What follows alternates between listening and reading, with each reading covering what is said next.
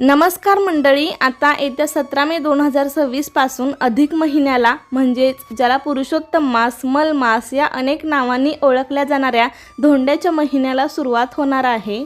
आता अधिक महिना म्हणलं तर अतिशय पवित्र तर महिना आहेच, सोबत धार्मिकदृष्ट्याही या महिन्याचं खूप जास्त महत्त्व आहे।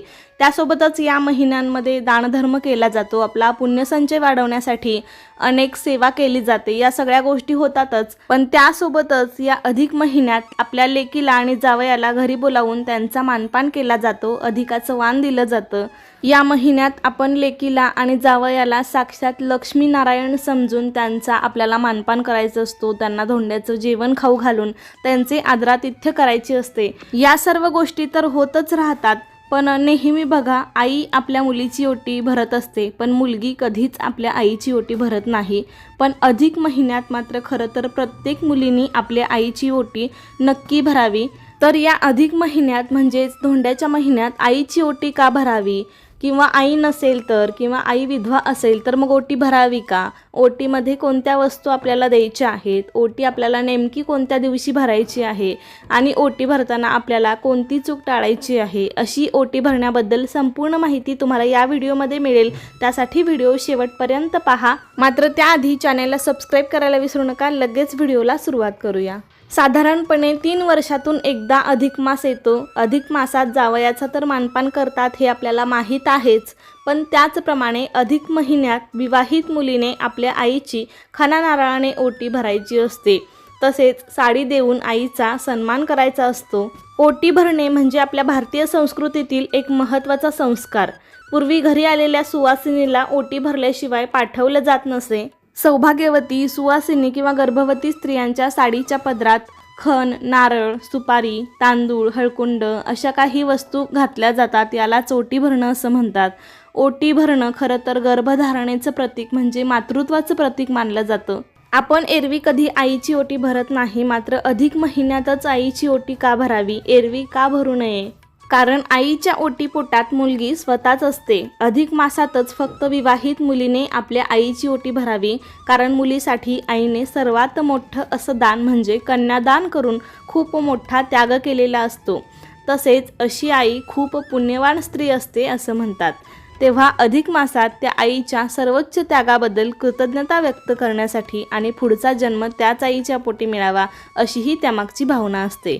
याबरोबरच अधिक मासामध्ये अशा पुण्यवान स्त्रीचं पूजन करून थोडं अधिक पुण्य मिळवण्यासाठी फक्त अधिक मासातच आईची साडी आणि खणा नारळाने ओटी भरावी।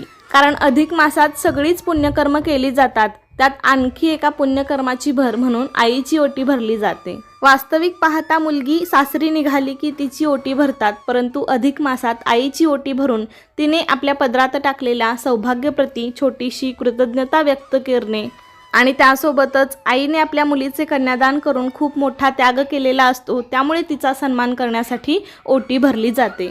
आता ओटी भरण्यासाठी शक्यतो काय काय साहित्य असावं, तर आपापल्या क्षमतेनुसार आपापल्या बजेटप्रमाणे आपण खरं तर हे सर्व साहित्य घ्यायचं आहे। त्याच्यामध्ये आईसाठी खरं तर एक छान अशी साडी नक्कीच घ्या। फक्त ती साडी तुम्ही तुमच्या बजेटनुसार घेऊ शकता। त्याचबरोबर त्याच्यावरती एखादा छान असा ब्लाऊज पीस घ्या, त्याच्यावरती एक नारळ ठेवा आणि तांदूळ, त्यासोबतच ओटीमध्ये जे काही साहित्य असतं, एखादं फळ असतं, त्यासोबतच हळकुंड, सुपारी, खोबरं, खारीक, बदाम या छोट्या छोट्या वस्तू तुम्हाला जमलं तर तुम्ही नक्कीच घ्या। पण त्यातल्या त्यातना ओटीमध्ये एखादी साडी, ब्लाऊज पीस, नारळ आणि तांदूळ मात्र असावेतच। आणि जरी तुम्हाला एवढं पण शक्य नाही तर तुम्ही साधी खणा नारळाने पण ओटी भरू शकता। आता अधिक महिन्यात ही ओटी कधी भरायची, तर या संपूर्ण अधिक महिन्यात तुम्हाला जेव्हा वेळ मिळेल, तुम्हाला जेव्हा टाईम असेल, तुमच्या वेळेनुसार, सवडीनुसार तुम्ही कधीही या महिन्यात तुमची आईची ओटी भरू शकता। फक्त अधिक महिन्यातच मुलीने आईची ओटी भरायची आहे, मात्र एरवी आणि अधिक मासात ही विवाहित स्त्रीने आपल्या सासूची ओटी कधीच भरू नये असे म्हणतात। कारण सासूने आपल्या मुलाला नवरा म्हणून सुनेच्या पदरात घातलेला असतो आणि मुळातच सून तिच्याच घरी आलेली असते, म्हणून सून ही सासूची ओटी भरू शकत नाही। कारण सासूने आपल्या मुलाच्या गृहस्थाश्रमी सुखासाठी नवरा म्हणून सुनेच्या पदरी घातलेला असतो। आणि सून तिच्याच घरी आलेली असते, मात्र मुलीच्या आईने सर्वात मोठे असे दान करून म्हणजे कन्यादान करून खूप मोठा त्याग केलेला असतो. तसेच अशी आई खूप पुण्यवान स्त्री असते. तेव्हा अधिक मासात आईच्या या सर्वोच्च त्यागाबद्दल कृतज्ञता व्यक्त करण्यासाठी आणि अधिक मासामध्ये अशा पुण्यवान स्त्रीचे पूजन करून थोडे अधिक पुण्य मिळवण्यासाठी फक्त अधिक मासातच आईची साडी व खणा नारळाने ओटी भरावी. आता या अधिकाच्या महिन्यात मुलीने फक्त आणि फक्त आईचीच ओटी भरावी असे म्हणतात. शिवाय विधवा स्त्रियांची ओटी भरली जात नाही. म्हणून आईची ओटी भरणं शक्य नसेल तर अन्य सुवासिनीची तुम्ही खणा नारळाने ओटी भरू शकता. असं पण केल्याने सौभाग्यवती स्त्रीचे मंगलमय आशीर्वाद आणि शुभेच्छा आपल्याला मिळतात. आणि जर आई नसेल तर त्यांनी ओटी कोणाची भरायची, तर आपल्या मावशीची असेल किंवा मग अन्य सुवासिनीची ओटी भरून पण तुम्ही हा विधी पूर्ण करू शकता.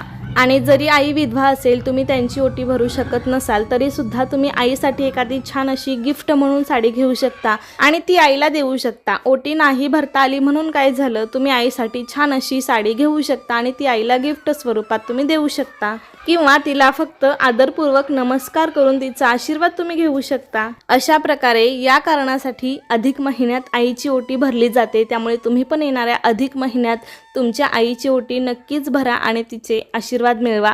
तर कसा वाटला तुम्हाला आजचा व्हिडिओ मला नक्की सांगा. आवडला असेल तर लाईक करा, अनेक जणांना शेअर करा आणि असेच नवनवीन व्हिडिओज पाहण्यासाठी आजच आपल्या अन्वीज मराठी कॉर्नर या चॅनेलला सबस्क्राईब करा. धन्यवाद.